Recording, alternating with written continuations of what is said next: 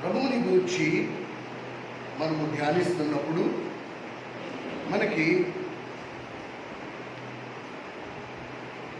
వాక్యము అర్థం అవ్వాలి అంటే మనకి పరలోకపు జ్ఞానం అవసరం. ప్రభువుని గురించి పరిపూర్ణమైన అవగాహన, ప్రభువు పలికిన మాటల్లో ఉండే నిజమైన అర్థము దాన్ని గ్రహించాలి అంటే మనకి పరలోకపు జ్ఞానం అవసరం. లోక సంబంధమైన జ్ఞానము పర సంబంధమైన జ్ఞానానికి చాలా వ్యత్యాసం ఉంది. అందుకు అనేక పర్యాయములు చాలామంది బైబిల్ చదివే అనుభవంలో ఉంటారు, కానీ ఆ బైబిల్లో ఉండే అక్షరము మనకి అర్థం కాదు.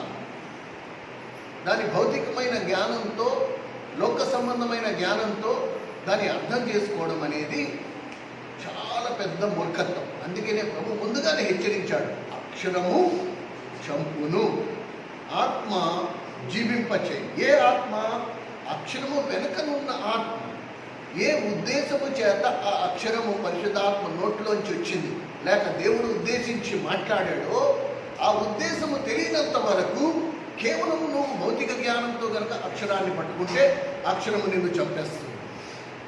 అక్షరం వల్ల మనం మరణము నొందుతాం. అందుకు మనకి పరలోక జ్ఞానం చాలా అవసరం.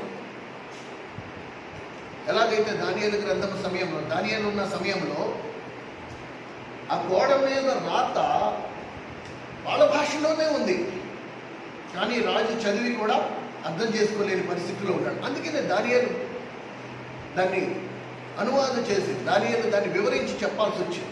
దాని వెనకనున్న ఉద్దేశం ఏంటో, అది ఏ ఉద్దేశం చెప్పు రాయబడి ఆ మర్మము దానియేలు విప్పి చెప్పాల్సి వచ్చింది. దానియేలు పరలోకపు జ్ఞానముతో నిండి ఉన్న వ్యక్తి, రాజుకి అది లేదు.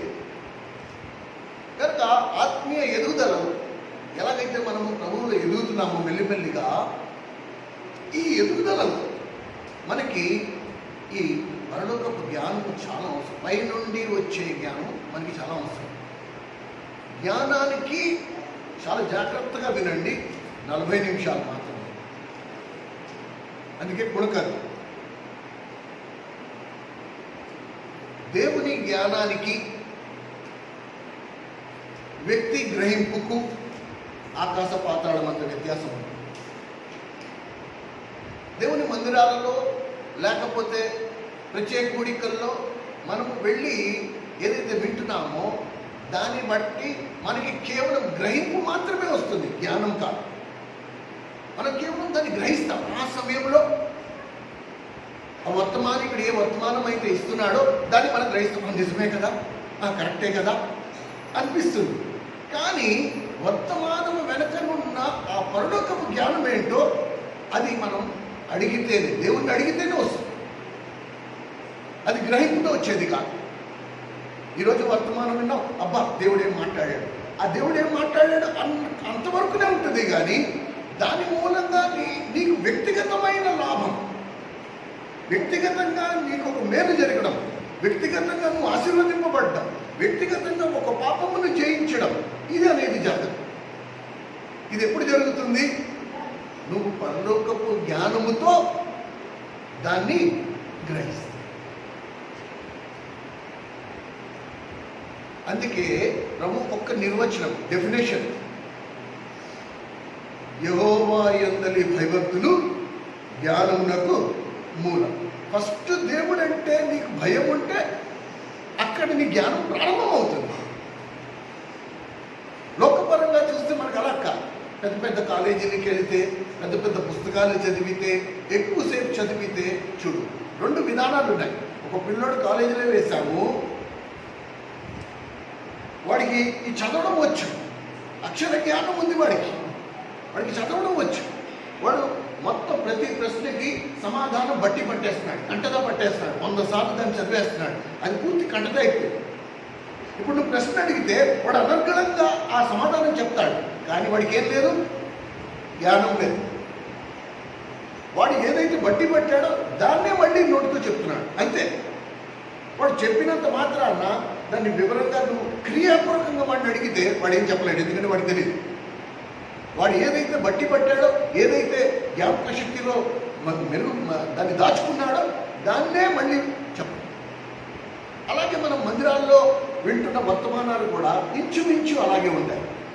మనం దాన్ని గుర్తుంచుకుంటాం. ఏదో ఒక మాట హృదయాన్ని తాకుతుంది, ఆ మాట ఒకటే మనకు గుర్తుంటుంది. దానివల్ల వ్యక్తిగత లాభం ఏది?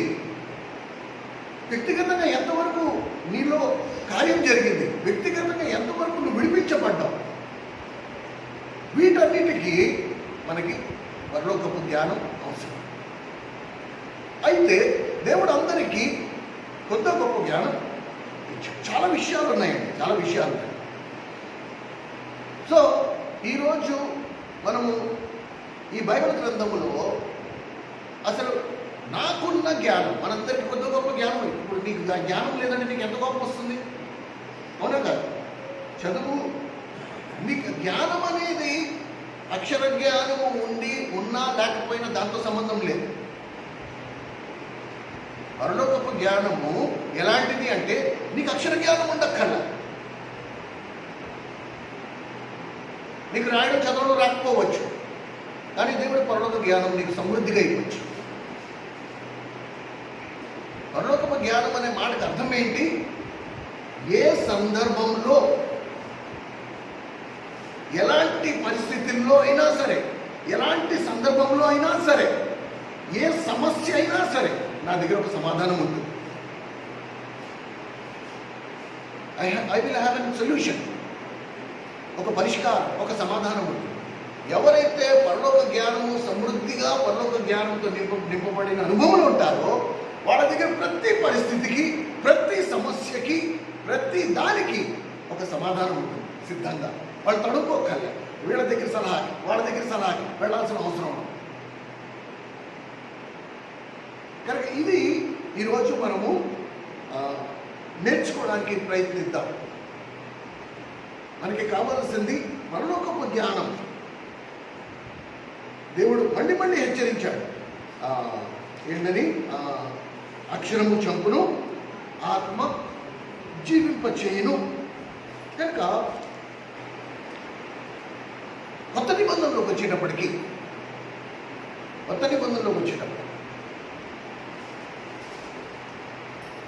యాకోబు పత్రికలో యాకోబు జ్ఞానమును గురించి చాలా విషయాలు, గూఢమైన సంగతులు చెప్పారు. యాకోబు పత్రికలో యాకోబు జ్ఞానమును గురించి చాలా విషయాలు వివరిస్తూ వచ్చాడు. ఇది మనం గమనిక కలిగి ఉండాలి. కానీ ఈరోజు ధ్యానమును బట్టి నాకున్న జ్ఞానము పైనుండి వచ్చిందా, భూ సంబంధమైందా, ఇది క్లారిటీ, ఇది క్లియర్ అయిపోతుంది. చాలా స్పష్టంగా మనకు అర్థమైపోతుంది. నా బుర్రలో ఉన్నది పైనుండి వచ్చిన జ్ఞానమా లేకపోతే కింద నుంచి వచ్చిన జ్ఞానమా? అందుకనే చెప్తున్నాను, మెలకుగా ఉండి జాగ్రత్తగా వినండి. సాధ్యమైతే నోట్స్ రాసుకోండి. ఎక్కువ రిఫరెన్స్లు ఉండవు, అన్నీ ఒకే గ్రంథంలో ఉన్నాయి. యాకోబు పత్రికలో యాకోబు ఎంతో స్పష్టంగా వీటన్నిటిని వివరించాడంటే అద్భుతమైన స్టడీ, చాలా అవసరం. యాకోబు పత్రికలో మీరు గమనిస్తే మొదటి అధ్యాయంలో 5వ వచనంలో ఒక మాట ఉంది చూడు. యాకోబు పత్రిక మొదటి అధ్యాయం 5వ వచనం, మీలో ఎవడికైనను జ్ఞానము కొదువుగా ఉండిన ఎడల అతడు దేవుణ్ణి అడగవలెను, అప్పుడు అతనికి అనుగ్రహింపబడెను. ఆయన ఎవరిని గర్తింపక అందరికీ ధారాళముగా దయచేయి. ఇది వాగ్దానం, ఇది వాగ్దానం. దేవుడు ఏమంటున్నాడంటే, మీలో ఎవరికైనా జ్ఞానం కొదువుగా ఉంటే, ఏ జ్ఞానము? లోక జ్ఞానం కాదు, లోక సంబంధమైన జ్ఞానం కాదు, పర సంబంధమైన జ్ఞానం, దివ్యమైన జ్ఞానం, దేవుని మూలముగా దేవుని నుండి వచ్చిన జ్ఞానం, లోకము నుండి కాదు, కింద నుంచి కాదు.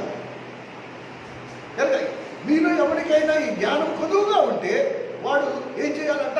దేవుణ్ణి అడగాల. ఆ దేవుడు ఎవరిని గర్తింపక ప్రతి వారికి ధారాళముగా, సమృద్ధిగా, ధారాళంగా అంటే సమృద్ధిగా దయచేయగలడు. మరి ముఖ్యంగా ఎవరైతే దేవుని నమ్ముకున్నాను అంటున్నారో, ఎవరైతే దేవుని దగ్గరికి వచ్చారో, ఎవరైతే దేవుని అంగీకరించారో, పాపాలు క్షమించబడిన అనుభవంలో ఉన్నారు, దేవుని కొరకు జీవించాలనుకుంటున్నారు, దేవుని మూలముగా జీవించాలనుకుంటున్నారో, మరి ముఖ్యంగా వాళ్ళకి ఈ జ్ఞానం, ఏ జ్ఞానము గురించి యాకోబు వివరిస్తూ వచ్చాడు, ఏ జ్ఞానము గురించి యాకోబు మన ధ్యానానికి తీసుకొచ్చాడో, ఈ జ్ఞానం మాత్రం చాలా అవసరం. ఎలా వస్తుందంట ఈ జ్ఞానము? దేవుడు మంత్రం వేస్తే వస్తుందా? దేవుడు కళ్ళకు వచ్చిస్తాడా? లేకపోతే నీ తల మీద పాస్టర్ గారు చేపెడితే వస్తుందా? ఎలా వస్తుంది ఈ జ్ఞానము? దేవుడు ఎలా ఇస్తాడు? దేవుని పద్ధతులకు మనుషుల పద్ధతులకు వ్యత్యాసాలు ఉన్నాయి. మన పిల్లలకి మనం జ్ఞానోపదేశం కలిగించాలంటే మనం ఏం చేస్తాము? పెద్ద పెద్ద కాలేజీలకి, స్కూళ్ళకి పంపిస్తూ ఉంటాం. ఎంత దూరమైనా పర్వాలేదు, కాలేజీ ఫీజులు కట్టి, బస్సు ఫీజులు కట్టి మనమందరం ఇది చేసిన వాళ్ళమే. ఎందుకు మూలంగా? మన పిల్లలకి సంపూర్ణ జ్ఞానం రావాలి. ఏ విషయంలో మన పిల్లలు వెనక ఉండకూడదు. వాళ్ళకి మంచి జ్ఞానం రావాలి, వాళ్ళ జీవితంలో వృద్ధిలోకి రావాలి. కనుక ఇంత దూరం మమ్మీ, ఇంత దూరం అయితే మా వల్ల కాదు, వెళ్ళడానికి 2 గంటలు, రావడానికి 2 గంటలు, మా ఒళ్ళు మౌనం అయిపోతుంది అని వాళ్ళు చెప్తున్నా కూడా మనం ఏం చేశాము? నాన్న, మీ భవిష్యత్తు బంగారంలా ఉండాలంటే, మీ భవిష్యత్తు బాగుండాలంటే కష్టపడి నువ్వు చదువుకోవాల్సిందే. ఇదిగో వీళ్ళని చూడు, అదిగో వాళ్ళని చూడు, ఎంత కష్టపడుతున్నారో చూడు. నువ్వు అలా కష్టపడకుండా ఉండాలంటే ఇప్పుడు నువ్వు కష్టపడి చదువుకోవాలి. కనుక 2 గంటలు కాదు కదా, 3 గంటల దూరం అయినా సరే నువ్వు వెళ్ళాల్సిందే. మన పిల్లల్ని ఒత్తిడికి మనం అప్పగించాం. చిన్న వయసులో ఎంత ఒత్తిడి, మానసికంగా వాళ్ళ మెదడు మీద ఎంత ఒత్తిడి, వాళ్ళ శరీరం మీద ఎంత ఒత్తిడి. బాక్సుల్లో పెట్టించిన తిండి మధ్యాహ్నం వాళ్ళు తినేటప్పటికి పులిసిపోయిన వాసన వచ్చేది. ఒక్కొక్కసారి రోజంతా తిండి లేకుండా ఉన్నాను, అయినా మనం వెనకాడలేదే. దగ్గర స్కూల్లో ఎక్కడైనా వేస్తే పని బాగుండేది, సరిగ్గా తిండి కూడా తినట్లేదు, చిక్కిపోయారు అని బాధపడ్డామే, కానీ వాళ్ళని ఎప్పుడు మాన్పించదు. అలాగే దేవుడు తన జ్ఞానాన్ని ఎలా ఇస్తాడు మనకి? కనుక 2వ వచనం యాకోబు పత్రిక 1వ అధ్యాయం 2వ వచనం. నా సహోదరులారా, మీ విశ్వాసమునకు కలుగు పరీక్ష ఓర్పును పుట్టించినని ఎరిగి మీరు నానా విధములైన శోధనలలో పడినప్పుడు అది మహానందమని ఎంచుకోండి. ఇప్పుడు అర్థమవుతుందా? మనం మన పిల్లలకి చేసింది దేవుడు మనకి చేస్తున్న దానికి రెండింటికి కొంచెం మీరు పోలిక చూడండి ఎలా ఉందో. దేవుడు తన జ్ఞానాన్ని ఎలా ఇస్తాడంట? నానా విధములైన శోధనకు నిన్ను నన్ను గురి చేస్తాడు. ప్రభు ఎవరిని శోధించడస్మా, కానీ శోధనకి నిన్ను నన్ను గురి చేస్తాడు. ఆ శోధనను ఎదుర్కొనేటట్టు చేస్తాడు. ఎందుకు? మన విశ్వాసాన్ని పరీక్షించడానికి. దేవుడు నమ్ముకున్నాం కదా, ఎందుకు మనకి కష్టాలు? అనేక సార్లు మనం సణుక్కున్నాం, కానీ యాకోబు ఏమంటున్నాడు? వాటిని మీరు ఏం చేయాలంట? అది మహానందమని మీరు ఎంచుకోవాలి. ఏది మహానందము?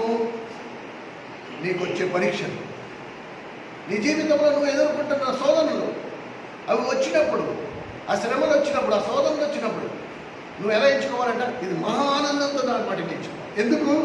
ఇవేం చేస్తాయి? ఏం చేస్తాయండి? ఆ పరీక్షలు ఓర్పును పుట్టిస్తాయి, ఓర్చుకునే శక్తి. నీ జీవితంలో ఒక ప్రతికూలమైన పరిస్థితి వచ్చేసింది, దేవుడు చూస్తున్నాడు, దేవుడు చూడట్లేదని కాదు, నీకు అది కష్టంగా ఉంది. అయిపోయి ఏంటి నేను దేవుడు అనుకున్నాను, నాకు ఈ పరిస్థితి ఏంటి? దేవుడికి తెలుసు నువ్వు ఆ పరిస్థితిలో ఉన్నావు. ఆ పరిస్థితి అనుమతించాడు దేవుడు నీ జీవితంలో. ఎందుకు దేవుడు అలా అనుమతిస్తాడు? ఎందుకు దేవుడిని నీ జీవితంలో ఆ పరిస్థితి ఎందుకు దేవుడు ఆ పరిస్థితి కలుగు చెయ్యడు. ఆ పరిస్థితి నీ జీవితంలోకి వస్తుంటే అడ్డుపడకుండా అనుమతిస్తాడు. ఎందుకు అలాగా? ఆ పరిస్థితిని ఎదుర్కొంటా నీకు ఫస్ట్ నీకు వచ్చేది ఏంటి? ఓర్పు. ఈ ఓర్పు ఏం చేస్తుంది? ఈ ఓర్పు ద్వారా నీకు వచ్చేది ఏంటి? ఓర్పు ద్వారా వచ్చేది ఏంటి? ఇంగ్లీష్ బైబిల్లో ఇంకా అద్భుతంగా ఉంది. ఓర్పు ద్వారా నీకు పేషెన్స్ వస్తుంది. పేషెన్స్ని ఏమంటారు? పేషెన్స్ని ఏమంటారు? సహనం వస్తుంది. ఈ ఓర్పు, ఈ సహనం నీకేం తీసుకొస్తుంది? నేనేం చేస్తాయి అసలు? నేను ఇప్పుడు పూర్తి బొమ్మ చూద్దాం. యోసేపు ఇప్పుడు మనం పూర్తి బొమ్మ చూద్దాం. ఎలాగా? పైనుంచి చూద్దాం. నా సహోదరులారా, మీ విశ్వాసమునకు కలుగు పరీక్ష కేవలం దేవుడు నమ్ముకున్నానని నువ్వు చెప్పావు కదా. నువ్వు దేవుడు నమ్ముకున్నానని నువ్వు చెప్పావు కదా. మరి ఇప్పుడు నీ విశ్వాసం పరీక్షించాలి. ఎందుకు పరీక్షించాలి? నీకు ఓర్పు రావాలంటే, నీకు సహనం రావాలంటే దేవుడు నీ విశ్వాసాన్ని పరీక్షించాల్సిందే. ఇప్పుడు విశ్వాసాన్ని ఎలా పరీక్షిస్తాడు? నీ విశ్వాసం పరీక్షింపబడాలంటే నీకు ఏదో ప్రతికూల పరిస్థితి రావాలి. ఆ పరిస్థితుల్లో నువ్వు మనుషుల మీద ఆధారపడుతున్నావో లేకపోతే దేవుడి మీద ఆధారపడుతున్నావు. కనుక చదవండి. పరీక్ష ఓర్పు పుట్టించునని ఎరిగి శోధనలలో పడినప్పుడు అది మహానందమని ఎంచుకునుడి. ఇప్పుడు ఈ ఓర్పు నువ్వు ఎదుర్కొన్నావు కదా. ఇప్పుడు నువ్వు ఎదుర్కొంటే దేవుడు నీ జీవితంలో పరిస్థితి, ఇప్పుడు జాగ్రత్తగా విను, దేవుడు నీ జీవితంలో అలాంటి పరిస్థితి అనుమతించాడు. నీ విశ్వాసం పరీక్షింపబడుతుందని ఫస్ట్ నువ్వు తెలుసుకో. ఇది శ్రమ కాదు, ఇది శోధన కాదు, దేవుడు నా విశ్వాసానికి పరీక్ష పెట్టాడు. కనుక ఇప్పుడు నేనేం చేస్తా? నేను దీన్ని ఓర్చుకుంటా. ఎలా ఓర్చుకుంటా? దేవుని వైపు చూస్తూ నేను ఓర్చుకుంటా. ఓర్చుకుంటే ఈ ఓర్పు నాలో ఏం కలుగు చేస్తుంది? సహనాన్ని కలుగు చేస్తుంది, సహించే గుణం. సరే, ఈ రెండింటి వల్ల నాకు వచ్చే లాభం ఏంటి? ఈ ఒకవేళ నీ జీవితంలో నువ్వు ఓర్పును దాని సంపూర్ణ కార్యం చేయనిస్తే, మధ్యలో నువ్వు జోక్యం చేసుకోకుండా, మధ్యలో నీ సొంత తెలివితేటలు ఉపయోగించకుండా, మధ్యలో నీ సొంత నిర్ణయాన్ని వచ్చేయకుండా, మధ్యలో వీళ్ళ వాళ్ళ మాటలు వినకుండా, దేవుడు ఏ పరిస్థితిని జీవితంలో అనుమతించి నీలో ఓర్పు సహనాన్ని పుట్టించాలనుకున్నాడో ఆ ఓర్పు సహనాన్ని వాటిని చేసుకొని ఇస్తే అవి నీకేం చేసి పెడతాయి తెలుసా? చదవండి 4వ వచనం. అది నిన్ను సంపూర్ణులుగా చేస్తుంది. It will make you perfect. అంతేనా? సంపూర్ణులను, అనురాధులను ఏ విషయంలోనూ కొదువలేని వారిగా చేస్తుంది. ఇది ఒకవేళ ఓర్పును తన క్రియను కొనసాగింపనిస్తే, ఈ ఓర్పు ఆ శోధన వలన నీకు వచ్చిన ఓర్పు సహనము నిన్ను అన్ని విషయాలలో కొదువు లేకుండా చేసేస్తుంది. ఏ విషయంలో నీ కొదువు ఉండదు. ఈ పరిస్థితుల్లో నేనేం చేయాలో నాకు తెలుసు. ఈ సమస్యకు సమాధానం ఏంటో నాకు తెలుసు. ఈ సందర్భంలో నేనేం చేయాలో నాకు తెలుసు.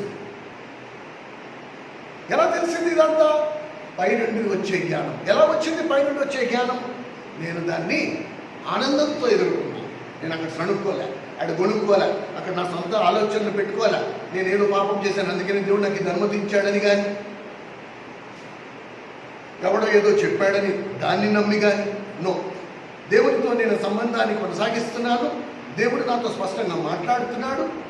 నేను దేవుని భయం కలిగి ఉన్నాను కాబట్టి జ్ఞానానికి మూలం జ్ఞానము నాలో పుట్టింది. ఒక కార్యం నాలో జరిగింది. నేను దేవునికి భయపడేవాడిని అయితే దేవుని ప్రతి ఆజ్ఞను నేను గైకొంటా. ఇప్పుడు జ్ఞానానికి మూలం అక్కడ జ్ఞానం నాలో పుట్టింది. ఇప్పుడు ఈ జ్ఞానము దేవుడు నా జీవితంలో అనుమతిస్తున్న ఆ శోధనల ద్వారా, నా విశ్వాసానికి పెట్టిన పరీక్షల ద్వారా, ఓర్పు, ఆ ఓర్పు వలన వచ్చిన సహనము నన్ను ఏం చేస్తుంది? పరిపూర్ణుడిగా చేస్తుంది. ఎందులో పరిపూర్ణుడు? అన్నిటిలో పరిపూర్ణత, ప్రతి దాంట్లో పరిపూర్ణత. అండ్ అంతేకాదు, అనునాకులు అంటే ఏంటి? Complete, total. ఏ విషయంలో కొదువలేని వారు. మళ్ళీ చదువుకో, ఇంటికి వెళ్ళాక మళ్ళీ చదువుకో, ఇది వాగ్దానం, దిస్ ద ప్రామిస్. ఏ విషయంలో కొదువలేని వారు అంటే నేను మనిషి మీద ఆధారపడనే పడను. నాకు ఏ విషయంలో కొదువు ఉండదు. ఏ పరిస్థితుల్లో ఏం చేయాలో దేవుడు ఆ పరలోక జ్ఞానంతో నాకు బయలుపరుస్తాడు. ఇది చాలా ముఖ్యమండి, ఇది చాలా ముఖ్యం. అది నన్ను పరిపూర్ణుడిగా చేయడమే కాకుండా ఏ విషయంలో కొదువులేని వాడిగా చేస్తుంది. దిస్ ద బ్యూటిఫుల్ ప్రామిస్, అద్భుతమైన వాగ్దానం. నాకు లోక సంబంధమైన జ్ఞానం కాదు, నాకు పై నుండి వచ్చే జ్ఞానం కావాలి. కానీ ఇది మనందరికీ గురి అయి ఉండాలి. ఏంటది? నేను పరిపూర్ణుడిగా ఉండి ఏ విషయంలో కొదువులేని వాడిగా ఉండాలి. ఇది మనందరి గురి అయి ఉండాలి. అలా ఎప్పుడైతే నేను ఆ పైనుండి జ్ఞానాన్ని కోరుకుంటాను. ఏమండి? ఎప్పుడైతే నేను ఆ పైనుండి వచ్చి జ్ఞానాన్ని కోరుకుంటా. అందుకనే ఏమంటున్నాడు? ఇది యాకోబు పత్రిక 1వ అధ్యాయం 5వ వచనంలో మీరు కొన్ని విషయాలు అద్భుతమైన సంగతులండి, అద్భుతమైన మర్మాలు, అద్భుతమైన సత్యాలు ఇవి. దానికి ఎటువంటి క్వాలిఫికేషన్ అక్కర్లా, ఎటువంటి అర్హతలు ఉండక్కర్లా. ఏం రాస్తుంది? యాకోబు పత్రిక 1వ అధ్యాయం 5వ వచనం.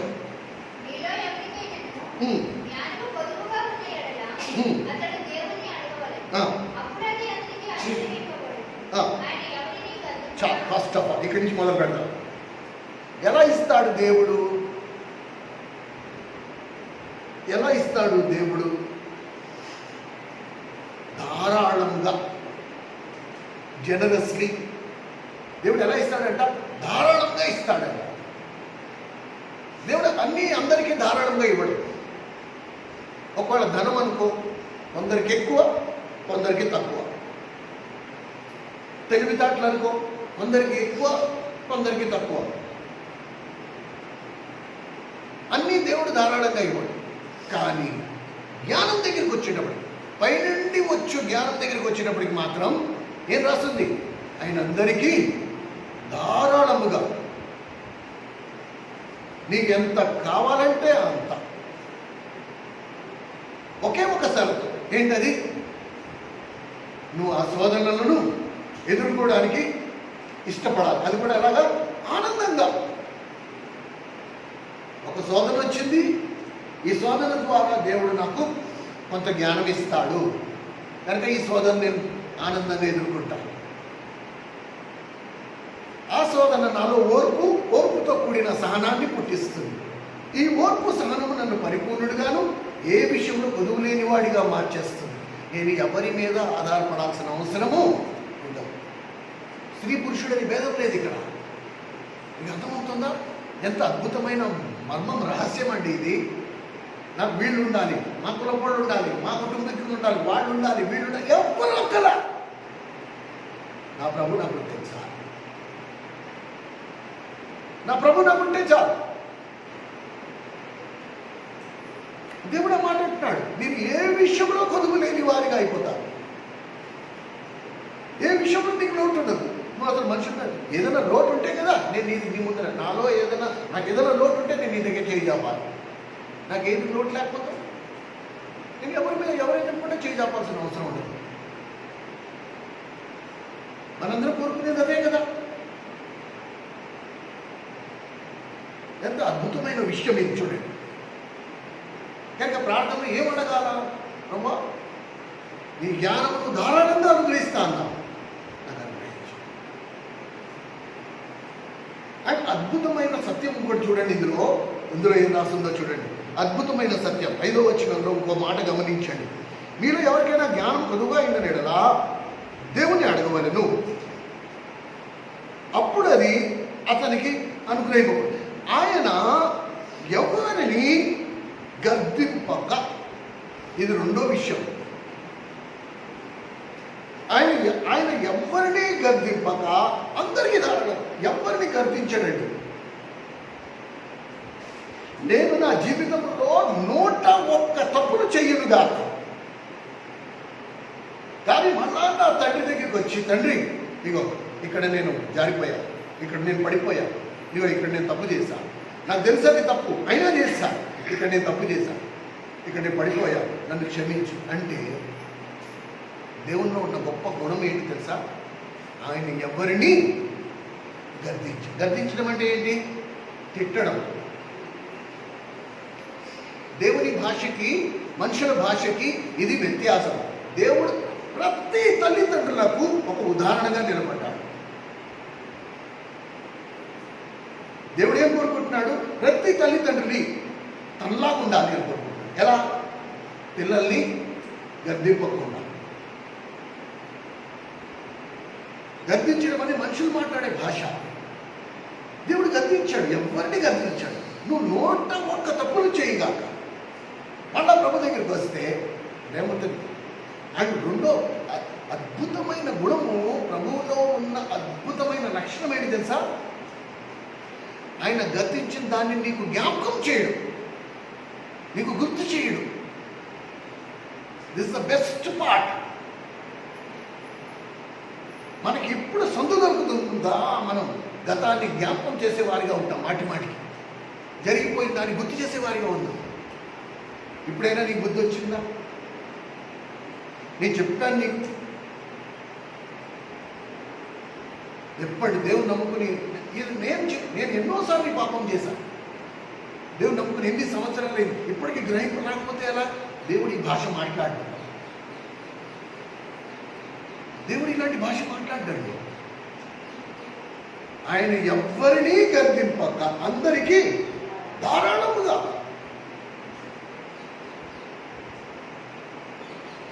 కనుక పైనుండి వచ్చే జ్ఞానం గలవాడు ఎవరిని గర్దించాడు.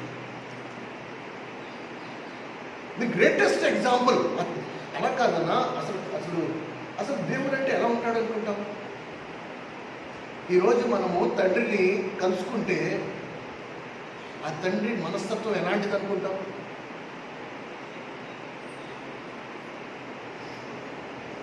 దాని అందరికంటే పెద్ద ఎగ్జాంపుల్, పెద్ద ఉదాహరణ, తప్పిపోయిన కుమారుడు తిరిగి వచ్చినప్పుడు ఆ తండ్రి యొక్క స్పందన చూడు.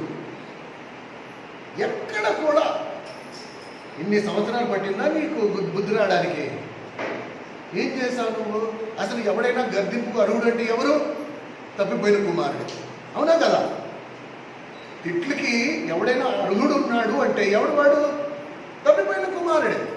ఇంటి నుంచి ఆస్తి తీసుకెళ్ళిపోయాడు, మొత్తం తాళేసేశాడు, పూర్తిగా పాడైపోయాడు, అడుక్కునే స్థితిలోకి వచ్చేసాడు, మొత్తం అంతా అవగొట్టేసుకుని ఒంటి మీద గుడ్డ లేకుండా అడుక్కునే భిక్షగాళ్ళలాగా ఇంటికి వచ్చినప్పుడు ఎలాంటి ట్రీట్మెంట్,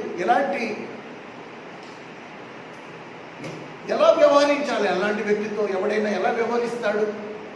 నువ్వు నేనైతే ఎలా వ్యవహరించేవాళ్ళం? బైబిల్లో మనం చదివిన ఆ సన్నివేశంలో ఆ తండ్రి ఎలా వ్యవహరించాడు? అది దేవుడు.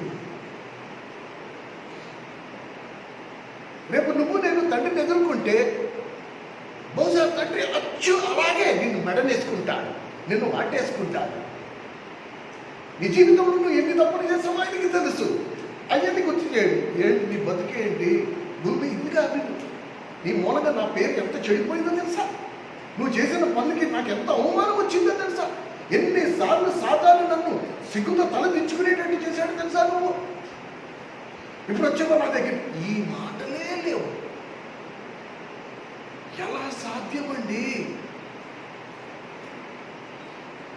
ఎలా సాధ్యమైనకి? ఆస్తి అడిగాడు, ఎంత బతిమాలుకున్నా చెప్పిన మాట వినలే, తనకి రావాల్సిన వాటా తీసేసుకున్నాడు, వెళ్ళిపోయాడు, పూర్తిగా సర్వనాశనం చేసేసాడు. ఎన్ని సంవత్సరాలు అయిపోయిందో. ఆ తండ్రి ఎన్ని రాత్రులు నిద్రపోకుండా కళ్ళంటి నీరు పెట్టుకుని ఏడ్చాడో, వెలవెలలాడిపోయాడో తెలియదు. కానీ కుమారుడు తిరిగి వచ్చేటప్పటికీ ఒక్క మాట గర్తింపు బుద్ధి వచ్చిందా అని కూడా అనలే. కుమారుని చూడగానే వలవలలో కళ్ళంటే నీళ్ళు ఎట్టేసుకున్నాడు. అబ్బా, నా కుమారుడు నాకు వచ్చేసాడు, నా కుమారుడు తిరిగి వచ్చాడు, చాలు. మనము తల్లిదండ్రులండి ఎన్ని పర్యాయం మన పిల్లల్ని మనం గర్దిస్తూ వచ్చాము.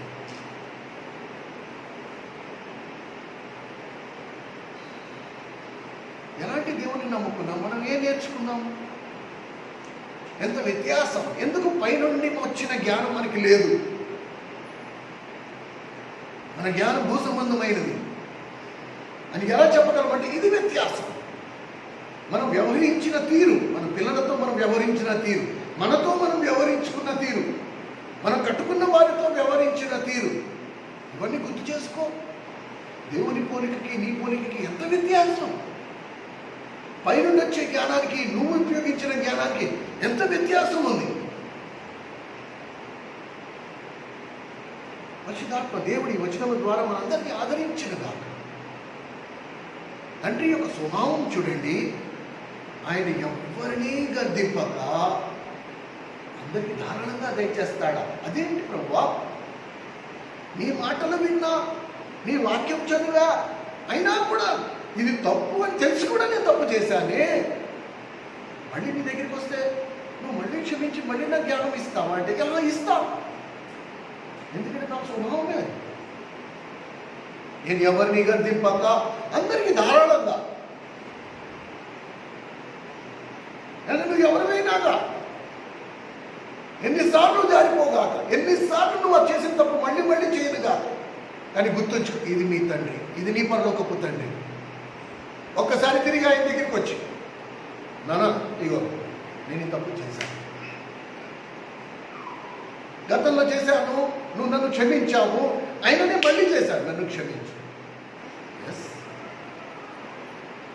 నీకు ట్రీట్మెంట్లో మార్పు లేదు, మళ్ళీ నీ చేతికి ఉంగరం, ప్రశస్త వస్త్రం, తండ్రి భోజనం వల్ల మీద నీకు ఆహ్వానం. ఓన్లీ థింగ్ ఇస్ నువ్వు తిరిగి రావాలి. నువ్వు తండ్రిని ఆశ్రయిస్తే ఇది నీ ట్రీట్మెంట్. ఇది పరలోకపు జ్ఞానం. భూ సంబంధమైన జ్ఞానం ఏం చేస్తుంది? నిన్ను గర్దిస్తుంది, నిన్ను ఖండిస్తుంది, నిన్ను నాశనానికి గురి చేస్తుంది.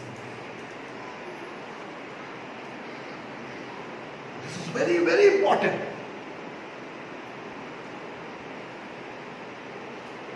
ఇది చాలా ముఖ్యం. ఒకే ఒక షరతు పెట్టాడు. ఈ పరలోకపు జ్ఞానం నీకు కావాలా? దీనికి ఒకటే ఒక షరతు, 6వ వచనం. అయితే అతడు ఏ మాత్రము సందేహింపక విశ్వాసముతో అడగవలెను. సందేహించువాడు గాలి చేత రేపబడి,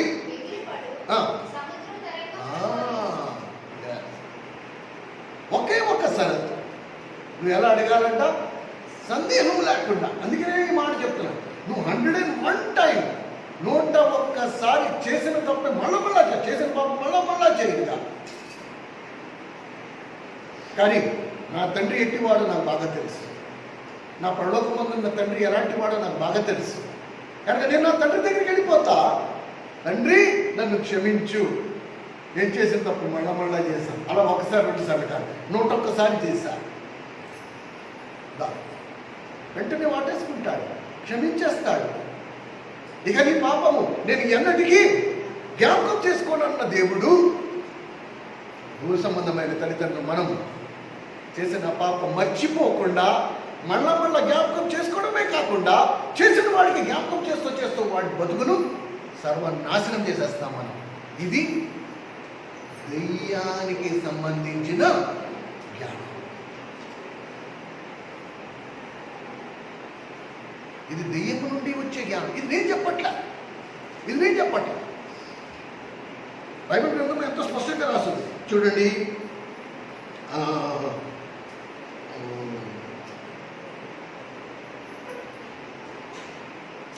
యాకోబు పత్రిక 3వ అధ్యాయం.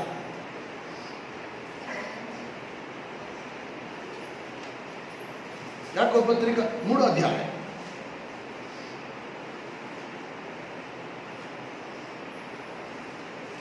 17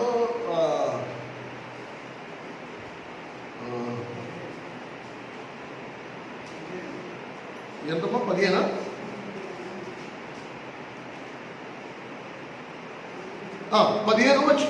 వచ్చు. ఈ జ్ఞానము పైనుండి దిగి వచ్చింది కాక భూ సంబంధమైనది. చూసారా, యాకోబు ఈ 2 జ్ఞానాలను విడతీసి చూపిస్తున్నాడు. పైనుండి వచ్చే జ్ఞానం ఎలా ఉంటుంది, దెయ్యము నుండి వచ్చే జ్ఞానం ఎలా ఉంటుంది, భూ సంబంధమైన నుండి జ్ఞానం ఎలా. ఈ రెండింటికి వ్యత్యాసం, ఈ రెండింటికి గీత గీసి మరీ చూపిస్తున్నాడు. అందుకే నేను చెప్పాను, ఈరోజు నీలో ఉన్న జ్ఞానం ఎక్కడిది, అది పైనుండి వచ్చిందా లేకపోతే భూ సంబంధమైందా? అందుకని ఇది నువ్వు రాసి పెట్టుకుంటే నీ జ్ఞానం పైనుండి వచ్చిందో భూ సంబంధమైందో నీకే తెలిసిపోతుంది 100% క్లియర్. కనుక మనము ఇది గమనించండి. తండ్రిలో ఉన్న గుణం ఏంటంటే నీ పాపము నీకు జ్ఞాపకం చేయకపోవడం కాకుండా నీకు వాగ్దానం ఇవ్వడం. ఇదిగో నీ పాపమును నేను శాశ్వతంగా తుడిచేస్తున్నాను, వాటిని నేను ఇంకెప్పుడు జ్ఞాపకం చేసుకోను.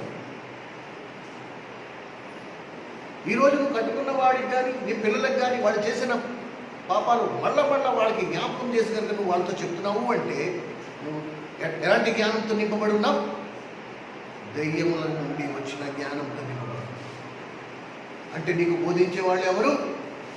దెయ్యాలు బోధిస్తున్నాయి, సాతాను బోధిస్తున్నాడే కానీ దేవుడు మాత్రం నీకు బోధించాడు.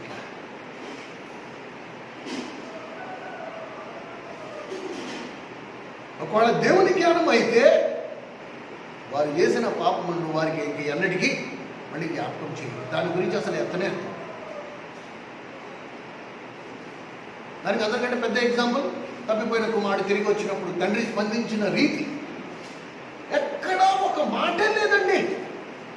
తీసుకెళ్ళేది సొమ్ము ఏం చేశా, ఎక్కడ తగలెట్టా, ఎవడు చెప్పాడు అసలు నీకు ఇలా చేయమని, ఏ మొహం వేసుకుని తిరిగి వెనక్కి వచ్చా, ఇన్ని అసలు మాట్లాడలేవండి. నువ్వు రావడమే చాలా సంతోషం, చాలా ఆనందం. నువ్వు రావడమే నాకు ఆనందం. ఇది పైనుండి వచ్చే జ్ఞానం. మన సోదరుడు సహోదరి గుర్తుంచుకో, మన జీవితంలో కానీ మన పిల్లల జీవితంలో కానీ తోటి విశ్వాసుల జీవితంలో కానీ ఏ పరిస్థితి అయినా సరే దేవుడు మన విశ్వాసానికి పరీక్ష పెట్టడానికి, మనలో ఓర్పుతో కూడిన సహనాన్ని పుట్టించడానికి, మనల్ని పరిపూర్ణంగా చేయడానికి, ఏ విషయంలో కొదువు లేని వారిగా తీర్చిదిద్దడానికి మాత్రమే వీటిని జరిగిస్తా. ఆ పరలోకపు జ్ఞానము నేరుగా ఆ జ్ఞానంతో నిన్ను నింపడానికి, అన్ని పరిస్థితుల్లో నీ దగ్గర సమాధానం ఉండేటట్లుగా.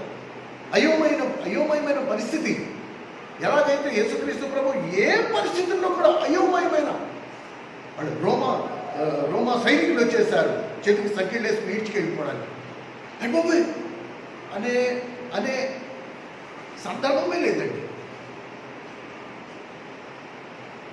నిన్ను సంఖ్యలు వేసి బంధించి నిన్ను చిత్రహింసలు పెట్టడానికి సైనికులు వస్తున్నారంటే నాకు 4 ఎకరాలు నడుస్తుంది భయం.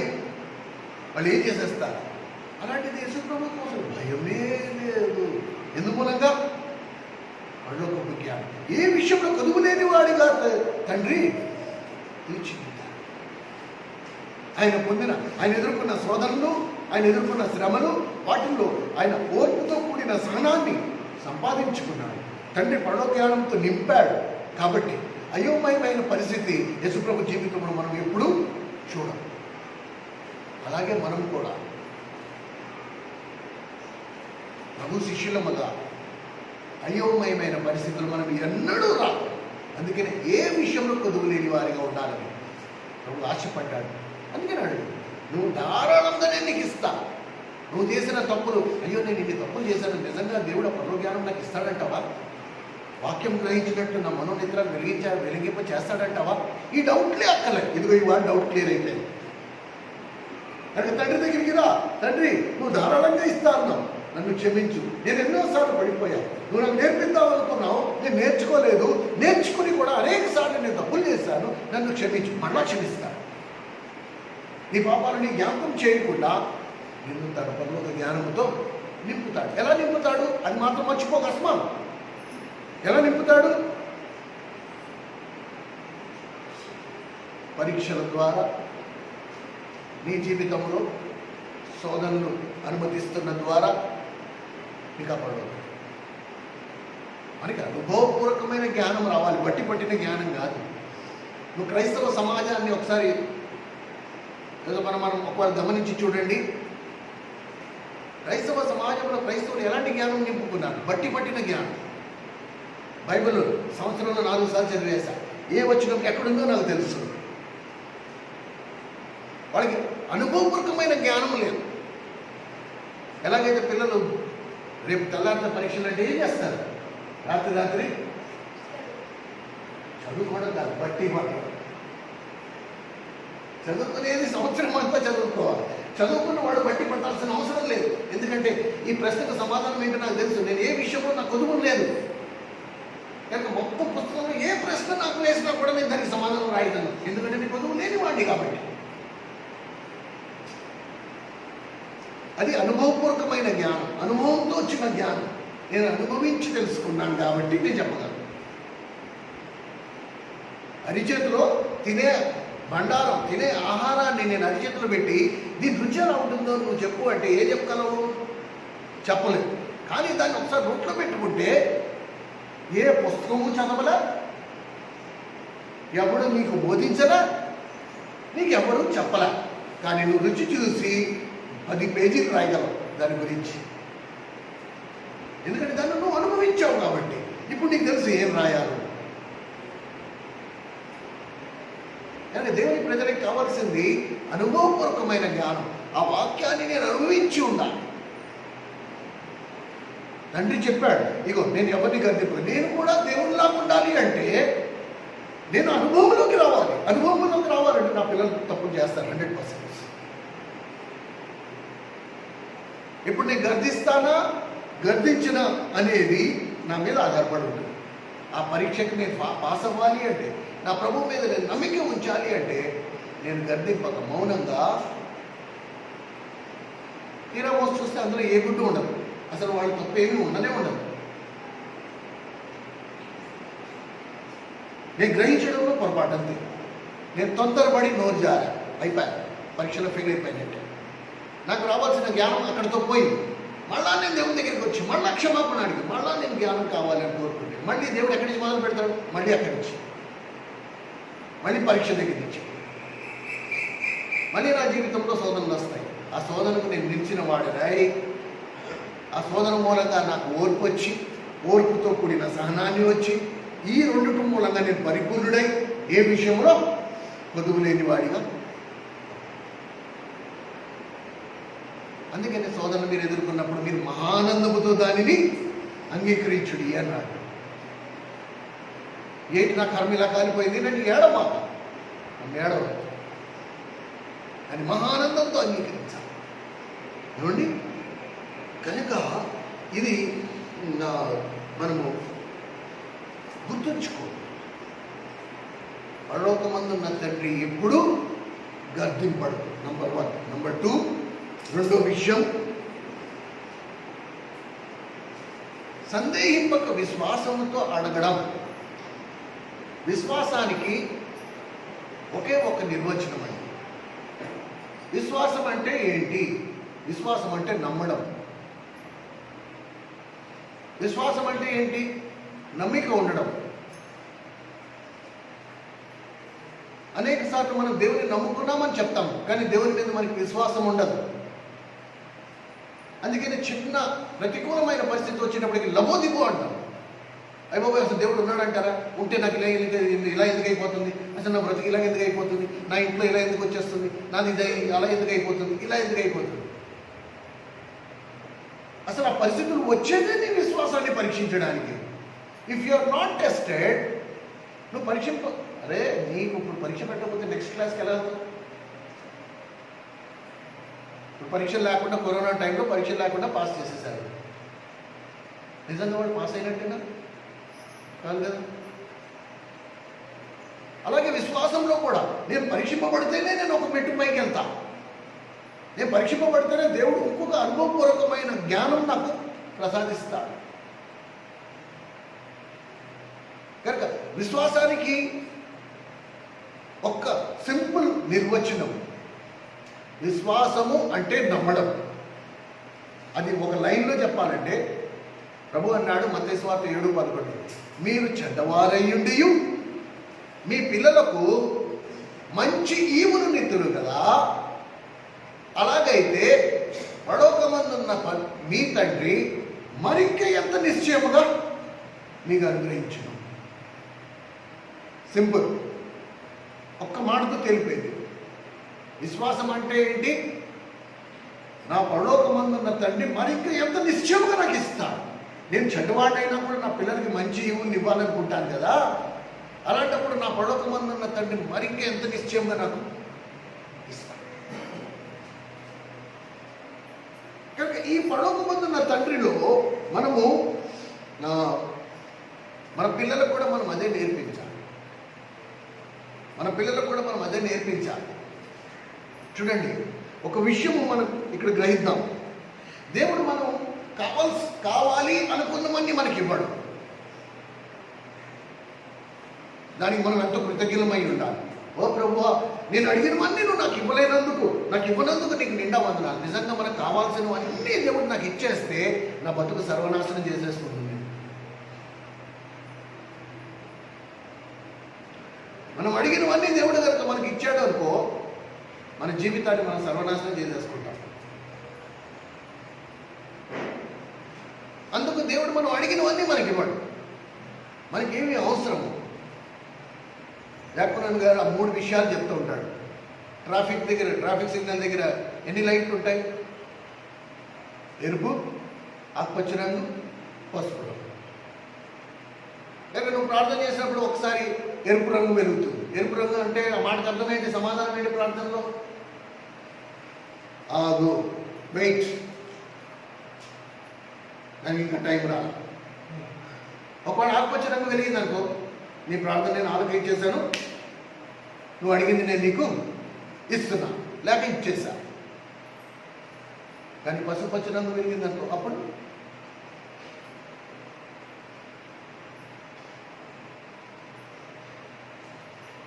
త్రోవలో ఉంది. Go slow, it's coming.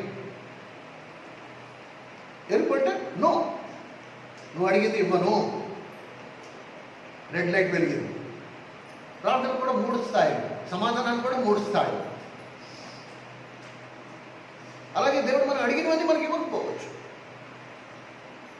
కానీ ఏవి మనకి అవసరం అవి దేవుడు ఖచ్చితంగా ఇస్తాడు. అది మనం విశ్వాసం అయి ఉండాలి. ఎందుకంటే దేవుల్లో 2 characters, both characters are there. ఆయన మనకి తండ్రి ఎంతో, ఆయన మనకి తల్లి కూడా అంతే సమానంగా ఉన్నాడు. ప్రభువులో ఈ 2 వ్యక్తిత్వాలు ఉన్నాయి. తండ్రి వ్యక్తిత్వం ఉంది, తల్లి వ్యక్తిత్వం ఉంది. మత్తయి సువార్త 7వ అధ్యాయం 11వ వచనం చూస్తే, మీ పరలోకమందున్న తండ్రి మరింత నిశ్చయంగా మీకు అనుగ్రహిస్తాడు. ప్రభువులో మనం తండ్రి పాత్రను చూస్తున్నాం. అలాగే యెషయా గ్రంథము 49వ అధ్యాయము 13వ వచనాన్ని మనం 15వ వచనాన్ని మనం గమనిస్తే, తల్లి అయిన మనిషిని కానీ నేను మిమ్మల్ని ఎన్నడూ మరువను. అక్కడ దేవునిలో మనం తల్లి పాత్రను స్పష్టంగా చూడగలం. కనుక జీవం కలిగిన దేవుడు 2 అనుభవాలు, 2 పాత్రలు దేవునిలో ఉన్నాయి. తండ్రి పాత్ర ఉంది, తల్లి పాత్ర ఉంది. అందుకని దేవుడు మీ కన్న తల్లి మర్చిపోయినా మర్చిపోతుంది, కానీ నేను ఎలాంటి తల్లినంటే నేను ఎన్నడూ మరువను. ఇది మనం గుర్తుంచుకోవాలి. ఏమండి? కనుక విశ్వాసం అంటే మనం ఏది అడిగితే అది ఇస్తాడు. ఇది చాలా తప్పు. పెంతికొస్తున్నాడు, రోగం వచ్చింది, మాత్ర వేసుకోండి, అబ్బాయి లేదండి, మేము ప్రార్థన చేసుకుంటే దేవుడు మమ్మల్ని స్వస్థపరిచేస్తాడు. మేము ప్రార్థన చేసుకుంటే దేవుడు మమ్మల్ని స్వస్థపరిచేస్తాడు. ఎలా స్వస్థపరుస్తాడు?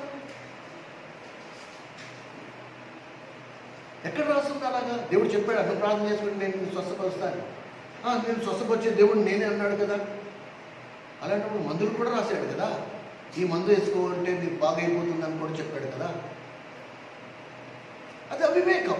పైనుండి వచ్చే జ్ఞానానికి కింద నుంచి వచ్చే జ్ఞానానికి అది తేడా. ఏమండి? కనుక మనం ఇది గుర్తుంచుకోవాలి. దేవుని వాక్యం అందుకని అక్షరం చంపును అని రాశారు.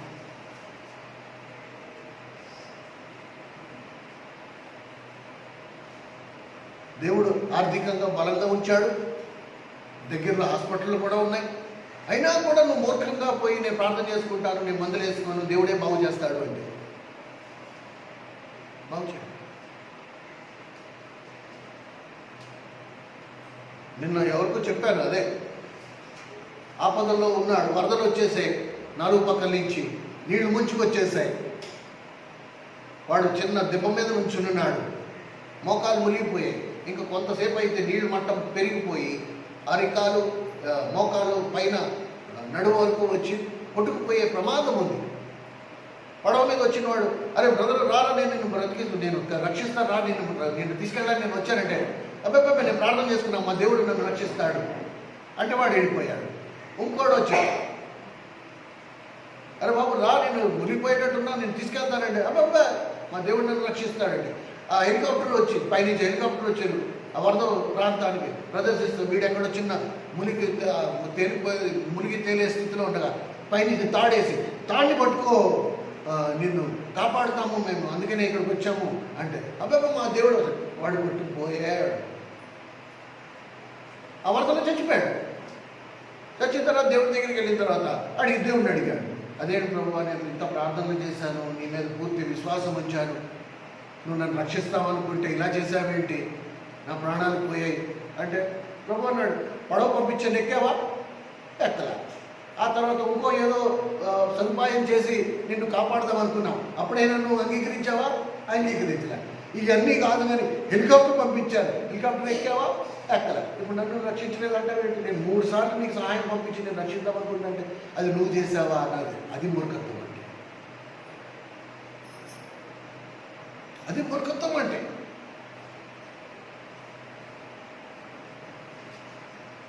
అందుకని పైనుండి వచ్చే జ్ఞానం అవసరము.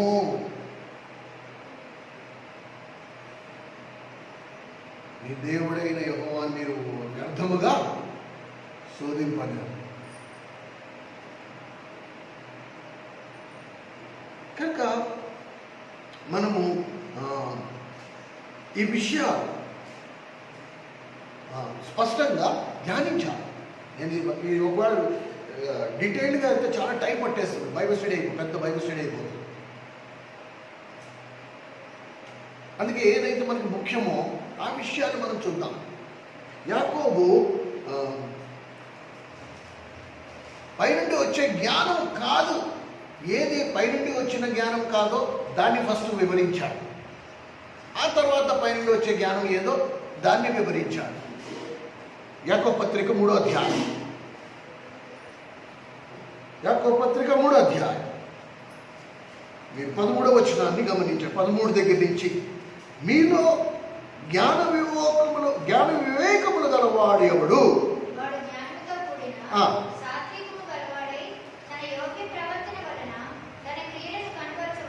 చాలు. ఫస్ట్ అసలు జ్ఞానం గలవాడు ఎవడు? నేను జ్ఞానం అసలు మీకు ఒక విషయం చెప్తా. జ్ఞానానికి 7 స్తంభాలు ఉన్నాయండి, 7 పిల్లర్స్. ఈ 7 స్తంభాలు నీ దగ్గర ఉంటే నువ్వు జ్ఞానవంతుడు. నీకు ఎవరు సర్టిఫికేట్ ఇవ్వక్కలే, లేఖనం చెప్తాను. ఈ 7 స్తంభాలు నీలో ఉన్నాయో లేదో నువ్వు చూసుకో ఫస్ట్. అలా చెప్తూ యాకోబు ఏమంటున్నాడు? మీలో జ్ఞానవంతుడు ఎవడు? వాడు జ్ఞానముతో కూడిన ఫస్ట్ మొట్టమొదటి సాత్వికుడు అయి ఉండాలి. జంటుడు, దీన మనసు గలవాడై ఉండాలి, సాత్వికుడు అయి ఉండాలి. మత్తయి సువార్త 11వ అధ్యాయం 29వ వచనంలో ప్రభు ఏమన్నాడు? నా కాడి మీ మీద ఎత్తుకుని నా యొక్క నేర్చుకోండి, ఎలాగనగా నేను సాత్వికుడను దీన మనస్సు గలవాడను. కాబట్టి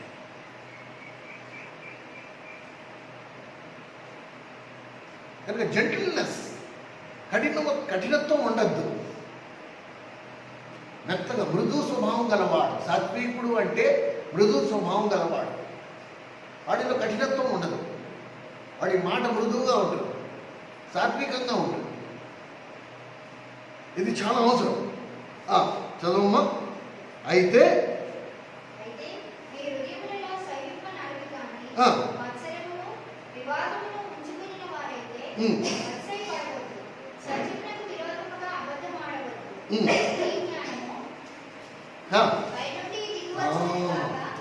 ఇది దెయ్యముల జ్ఞానము.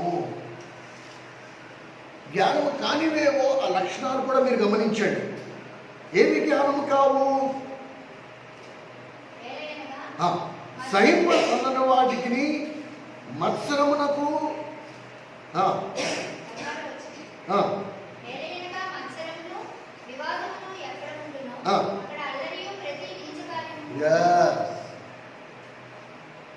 ఏది జ్ఞానము కాదు? మత్సరం అంటే ఏంటి?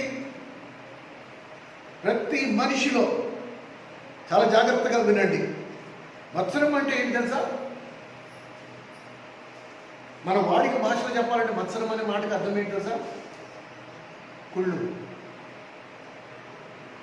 నువ్వు నాకంటే బాగా దేవుని వాక్యం చదవగలేవనుకో, నాకు ఇక్కడ మండిపోతూ ఉంటుంది. నేను దాన్ని సహించలేను. అది మత్సరం. నేను దాన్ని నువ్వు నాకంటే బాగా వాక్యం చదివేస్తున్నావు, నువ్వు నాకంటే బాగా వాక్యం చెప్తున్నావు, నేను అది సహించలేను. అది మత్సరం అంటే. జెలసీ అంటారు ఇంగ్లీష్లో, జెలసీ. నువ్వు నాకంటే అందంగా కనిపిస్తున్నావు, అది నేను సహించలేను. నువ్వు నాకంటే అనర్గళంగా మాట్లాడతావు, అది నేను సహించలేను. ఇవన్నీ మత్సరం కిందకు వస్తాయి.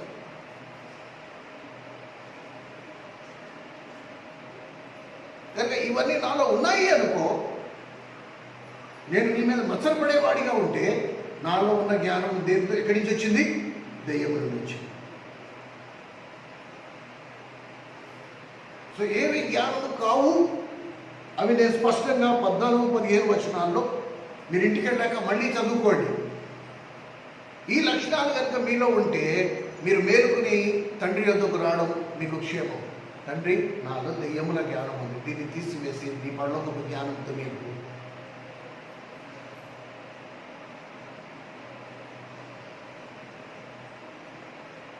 సో దెయ్యములతో కూడిన జ్ఞానం ఏం చేస్తుందంట? అల్లరి సృష్టిస్తుంది, అసమాధానం సృష్టిస్తుంది, మనస్పర్ధలు సృష్టిస్తుంది. కానీ దేవుని జ్ఞానం అలా కాదు.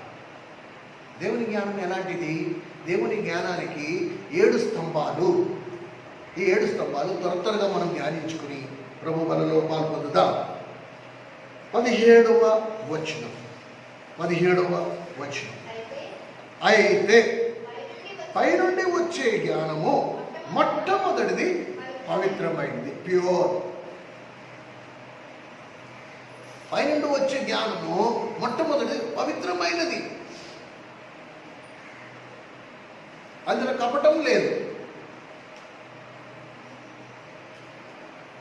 అది పవిత్రమైనది, ప్యూర్. దేవుని మాట కలుషితమేమీ లేనిది. ఇది పైనుండి వచ్చిన జ్ఞానం. ఏమండి? దేవుని మాట మాత్రమే పవిత్రమైనది. అందులో దేన్ని కలపలేదు, అందులో చేది తీయలేదు. రెండోది, మొదటి స్తంభం ఏంటి? పవిత్రమైనది. రెండో స్తంభం సమాధానకరమైనది. చాలు. రెండో స్తంభం ఏది? సమాధానకరమైనది.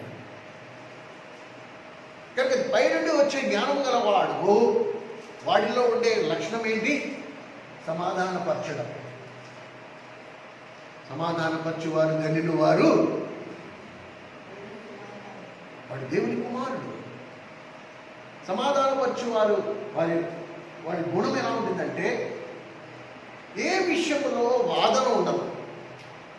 వారు ఏ విషయంలో వాదించరు. నేను చెప్పిందే కరెక్ట్ అని కూడా వాళ్ళు ట్రై చెయ్యరు, వాళ్ళు ప్రయత్నించరు. నేను చెప్పిందే కరెక్ట్. నో. ఒకవేళ సంభాషణ వాదన ప్రతివాదనలోకి వెళ్ళిపోతుంది అనుకో, వాళ్ళు ఏం చేస్తారు, అక్కడికక్కడ కట్ చేసేస్తారు. అరే బాబు, నేను వాదించదలుచుకోరా, ఏదైతే నేను నమ్మానో అది నా పాపము నుండి నన్ను విడిపించి, అది అంగీకరిస్తే నీ క్షేమం, అంగీకరించకపోతే అది నువ్వు చూసుకోవాలి, దేవుడు చూసుకోవాలి, నాకు సంబంధం లేదు. నేను దేన్ని నమ్మానో దాన్ని నేను బలంగా పట్టుకున్నాను, అది నాకు మేలు చేసింది, నీకు చేయకపోవచ్చు, ఐ డోంట్ నో. కానీ దీని విషయంలో నేను నీతో వాదన వేసుకోదలుచుకోరా. ప్రేమ సోదరుడా సోదరి, పైనుండి వచ్చిన జ్ఞానం గలవాడు ఎప్పుడు ఎక్కడ వాదన వేసుకోడండి, ఏ విషయంలో వాదన వేసుకోడు, సాధ్యమైనంత వరకు వాడు కట్ చేసేసుకుంటాడు. ఎందుకంటే I don't want to prove, నేను ప్రూవ్ చేసి తలుచుకోలేదు, నేను రుజువు పరచి తలుచుకోలేదు, నేను కరెక్ట్ అని నేను రుజువు చేయాలనుకోవట్లేదు. నీకు నేను కరెక్ట్ కాకపోవచ్చు, నేను దేన్నైతే నన్నాను అది నాకు మేలు చేసింది కాబట్టి నేను దాన్ని నమ్మాను. That's it. దాని విషయంలో నేను వాదించాను. ఇంకా సమాధానాన్ని మెయింటైన్ చేసుకుంటాడు వాడు, ఎప్పుడు కూడా కాపాడుకుంటాడు. అసమాధాన పరిస్థితుల్లోకి వెళ్ళడానికి ప్రయత్నించాడు. ఏమండి, రెండో స్తంభం ఏంటి? సమాధానం. They will not argue. ఏమ్మా, మూడోది మృదువైనది. మూడోది మృదువైనది. ఏ ప్రయత్నిస్తాడు? సాత్వికంగా ఉండడానికి ప్రయత్నిస్తాడు. ఏమండి, మీరు మృదుత్వాన్ని గురించి రెండు సందర్భాలు మీకు గుర్తు చేస్తాను. ఒక సందర్భంలో వ్యభిచారము చేస్తుండగా పట్టుబడిన స్త్రీని వాళ్ళు ప్రభు దగ్గరికి తీసుకొచ్చారు. అక్కడ పాపము లేనివాడు ఒకే ఒక వ్యక్తి ఉన్నాడు, ఆయనే యేసుక్రీస్తు ప్రభు. కనుక శిక్ష విధించే అధికారం ఎవరికి ఉంది? ప్రభువుకి మాత్రమే ఉంది. కానీ మృదు స్వభావం గలవైన ప్రభువు ఏమన్నాడు? అమ్మా, ఇక పాపము నేను నీకు శిక్ష విధించను. కానీ అంతే, అందరూ వెళ్ళిపోయిన తర్వాత కూర్చోపెట్టి, అసలు నీ బుద్ధి ఏంటి? అడుగు తినేవాళ్ళు అడుగు బతకట్లేదా? ఈ పని చేయాల్సిన అవసరం ఉందా నీకు? ఒళ్ళు అమ్ముకోవాలా? ఇంకా ఆడవాళ్ళు లేరు. ఇంత లెక్చర్ లేదు, ఇంత వర్తమానాలు ఇవ్వలే. నువ్వు అక్కడ చూడు, ఆ మొత్తం సన్నివేశంలో ప్రభు పలికిన మాటలు రెండే. అమ్మా, నేను నీకు శిక్ష విధించను, నువ్వు వెళ్ళి ఇక పాపము చే. రెండు మాటల్లో తేల్చేశాడు.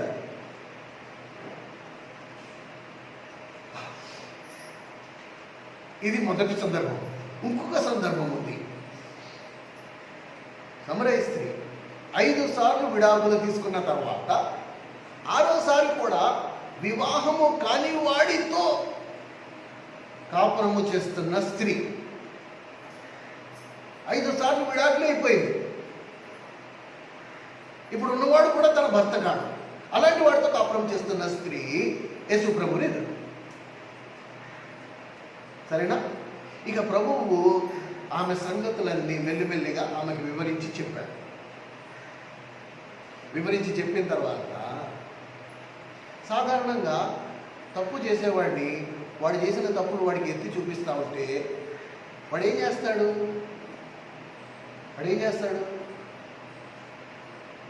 మాట మార్చేస్తాడు, సబ్జెక్టు మార్చేస్తాడు, మాట్లాడే సందర్భం మార్చేస్తూ ఉంటాడు. ఈ స్త్రీ కూడా 5 సార్లు విడాకులు ఇచ్చి ఇప్పుడు కూడా తన భర్త కాని వాడితో కాపురం చేసే స్త్రీ కూడా అదే పని చేసింది. ఆమె సంగతులని చెప్తా ఉంటే ఆమె ఏం చేస్తుంది? అలా కాదు బ్రవ్వ, మా తండ్రులు అయితే ఈ పర్వతం మీద ఆరాధించారు, ఆ పర్వతం మీద ఆరాధించారు. ఈ స్త్రీ కూడా మాట మార్చేస్తాం. బ్రవ్వ, నువ్వు చెప్పినవన్నీ నిజం, నేను పాపాత్మురాల్ని అనట్లే. ఈమె చేసినవన్నీ ఈమెకి తెలియపరుస్తా ఉంటే ఈమెమంటుంది? అలా కాదు బ్రవ్వ, మా పితరులు ఏమో ఈ కొండ మీద అంటున్నారు, నువ్వేమో యెరూషలేములో అంటున్నావు, అసలు ఆరాధన ఎక్కడ చేయాలి అంటే అక్కడ కూడా ప్రభు యొక్క సాత్వికం చూడండి. నేనేం మాట్లాడుతున్నాను, నువ్వేం మాట్లాడుతున్నావు? లేకపోతే పతితో అనుకుంటున్నావేంటి? నువ్వు ఆరాధన గురించి అడిగితే నువ్వు పెద్ద ఆత్మీయురాలు నేను అనుకుంటానని నువ్వు అనుకుంటున్నావేంటి? ఇన్ని మాటలు లేవు అక్కడ కూడా. ప్రభు గ్రహిస్తున్నాడు, అరే నేను ఈమె పాపాలు ఎత్తి చూపిస్తా ఉంటే బహుశా ఈమె నామోషిగా ఫీల్ అయిపోయి మాట మార్చేసి ఆరాధన గురించి నన్ను అడుగుతా ఉంది. ఓకే, నో ప్రాబ్లం, సరే ఈమెకి ఆరాధన గురించి చెప్తా, అంతేగాని నేను ఏం మాట్లాడుతున్నాను నువ్వేం మాట్లాడుతున్నావు? ఒక క్షణం ఆగు, ఆరాధన గురించి మనం తర్వాత మాట్లాడుకుందాం. ఫస్ట్ మనం ఏం మాట్లాడుకుంటాం? నువ్వు చేస్తున్న పని ఏంటి? ఆమెను అవమానపరచట్లే. ఆమె చేసిన పనులన్నీ అవమానకరం అయినప్పటికీ ఆమెను అవమానపరచాలనే ఉద్దేశం ప్రభుకు మాత్రం లేదు.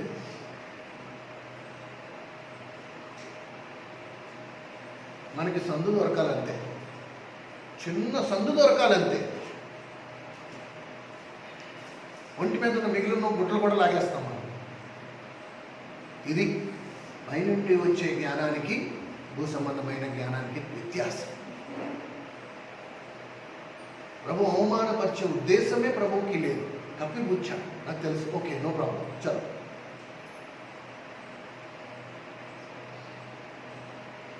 అందుకని ప్రభు అన్నాడు, నేను దీనుడను సాత్వికుడను దీన మనసు గలవాడు, కాబట్టి నా దగ్గర నేర్చుకో నువ్వు. కనుక మనము గమనించాల్సిన సంగతి ఏంటంటే, ప్రభు యొక్క స్పందించే విధానం చూడండి. ఆమెను ఎక్కడ కూడా అవమానపరచడం మనం చూడము. ఈ రెండు సన్నివేశాల్లో వ్యభిచారం చేస్తున్న స్త్రీని కూడా అవమానపరచడానికి ప్రయత్నించిన 2 మాటల్లో తేల్చి పంపించేశాడు. 5 సార్లు విడాకులు తీసుకున్న స్త్రీ ఇప్పుడు భర్త కానివాడితో కాపురం చేస్తున్న అమ్మాయిని కూడా స్పందించే విధానం చూడండి. ఎక్కడ కూడా ఆమెను అవమానపరచాలి. కనుక పైనుండి వచ్చే జ్ఞానం ఏం చేస్తుందంటే, ఎవరిని నిన్ను అవమానపరచనివ్వరు, ఎవరిని నిన్ను వేలెత్తి చూపించనివ్వరు. ఇది సాత్వికమైన మనస్సు. ఇది పైనుండి వచ్చే జ్ఞానానికి ఉండే 3వ స్తంభం. నాలుగోది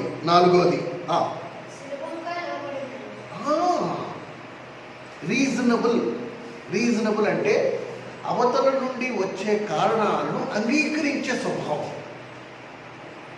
సులభంగా లోబడుతుంది. అవతల వ్యక్తిని చెప్పే బాధ, అవతల వ్యక్తి చెప్పే కారణాలు దాన్ని అంగీకరించేటట్టు చేస్తుంది. మనకు అది అర్థం కాదు. ఏ కారణం మూలంగా అలా చేయాల్సి వచ్చిందో, ఏ కారణం మూలంగా అది జరిగిందో అది మనకు అర్థం కాదు. ఈ లోపలనే మనం తీర్పు రెడీ చేసేస్తాం. డిగ్రీ 5 సంవత్సరాల శిక్ష వేయాలా, 10 సంవత్సరాలు వేయాలా, ఆజీవన కారాగార శిక్ష వేయాలా, లేకపోతే ఉరి శిక్ష వేయాలా, మనం ఫస్ట్ డిసైడ్ చేసేస్తాం. మనం ఆలోచన చేయం ఏ కారణం మూలంగా జరిగింది. ఇది 4వ స్థంభం.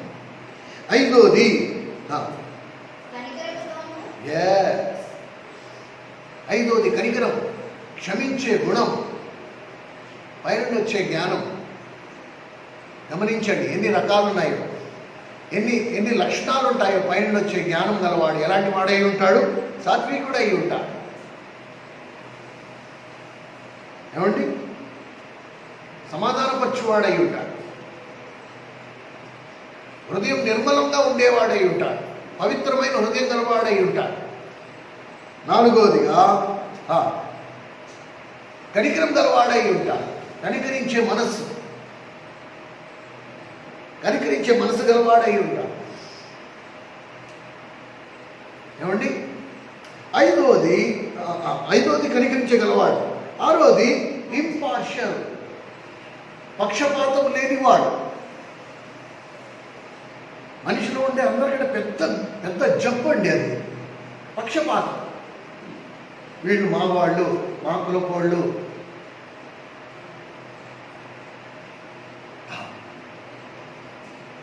ముఖ్యంగా సంఘాల్లో ఎక్కువ.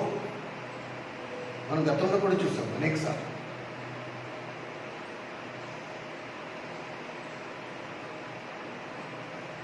పక్షపాతం లేనివాడు. ఇది రాంగ్ అంటే రాంగ్. దేవుని లేఖనం ఇది రాంగ్ అని చెప్తుంది, రాంగ్. వీడు మావాడు, అది ఏ పరిస్థితుల్లో నో నథింగ్. పక్షపాతం లేదు. నీకు ఒక నీతి, నాకు ఒక నీతి ఉండదు. దేవుని వాక్యం అందరికీ సమానం. ఇంకా బయటకు వచ్చే జ్ఞానం వాడు మావాడైనా సరే అదే వాక్యం వాడికి వర్తిస్తుంది. వాడు చేయొచ్చు, వీడు చేయకూడదు, నువ్వు చేస్తే వ్యభిచారం, నేను చేస్తే శృంగారం, అలా ఉండదు. పక్షపాతం లేనివాడు. 7వది వేషధారణ. కొత్త నిబంధనలో 10 ఆజ్ఞలు ఉంటే 10 ఆజ్ఞలు మొట్టమొదటి ఆజ్ఞ ఏది తెలుసా? వేషధారణ. దేవుడు ఇవాళ ఉదయం కూడా అన్న చెప్తున్నాడు, దేవుడు అన్ని రకాల పాపాలు క్షమిస్తాడు, కానీ ఒక్కటి క్షమించని పాపం ఏది? వేషధారణ. వేషధారణని క్షమించడం. వేషధారణని ఎక్కడ క్షమించలేదు ప్రభు అస్సలు. మిగతా అన్నింటినీ క్షమించాడు. అందుకే మనం ఇది గుర్తుంచుకోవాలి. మనలో వేషధారణ ఉండదు అస్సలు. నటన జీవితం మాత్రం అస్సలు ఉండదు. మిగతా దేన్నైనా క్షమించాడు, కానీ ప్రభు వేషధారణని మాత్రం అస్సలు క్షమించడు. కనుక ఈ 7 స్తంభాలు గల ఆ పరలోకపు జ్ఞానాన్ని మనందరం ఉపేక్షిద్దాం, మనందరం కోరుకుందాం. ఓ ప్రభు, ఈ పరలోక జ్ఞానంతో మమ్మల్ని నింపు. నువ్వు ధారాళంగా ఇస్తానన్నావు, గర్తింపక ధారాళంగా ఇస్తానన్నావు. నువ్వు ఒడిసి పట్టినంత, నువ్వు ఎంత పట్టగలవో అంత. ఒకే ఒక కండిషన్ ఏంటంటే, దేవుడి పరీక్షిస్తా. నీ జీవితంలో కొన్ని శోధనలు అనుమతిస్తాడు. వాటికి నిలబడితే నీ సంచి పెద్దదవుతావు. ప్రతి పరీక్షకి నీ సంచి పెద్దదవుతూ ఉంటావు. ఎంత పెద్దదవుతుందో దేవుడు అంత జ్ఞానం దాంట్లో నింపుతాడు. ఇది దేవుడు. ఆ జ్ఞానం ఉన్నవాడు లేఖనాన్ని చదవకుండా అనర్గళంగా బోధించగలడు. దేవుడు జ్ఞానులకు మరుగుపరిచి పసిబాలులకు వాటిని బయట. ఈ 7 లక్షణాలు పిల్లల్లో ఉంటుంది. ఒళ్ళు కపటం ఉండదు, పార్షాలిటీ, పక్షపాతం ఉండదు.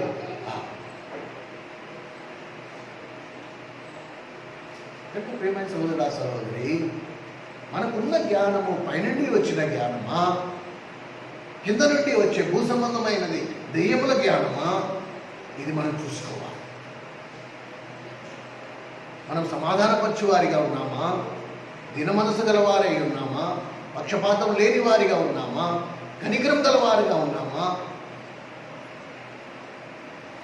ఈ 7 స్తంభాలను మనం మాటిమాటికి తూకం వేసుకుని చూస్తే అప్పుడు మనకి పైనుండి వచ్చే జ్ఞానమా లేకపోతే భూ సంబంధమైన జ్ఞానమా మనకి అర్థమైపోతుంది. మనకి ఎవరు చెప్పక్కర్లా.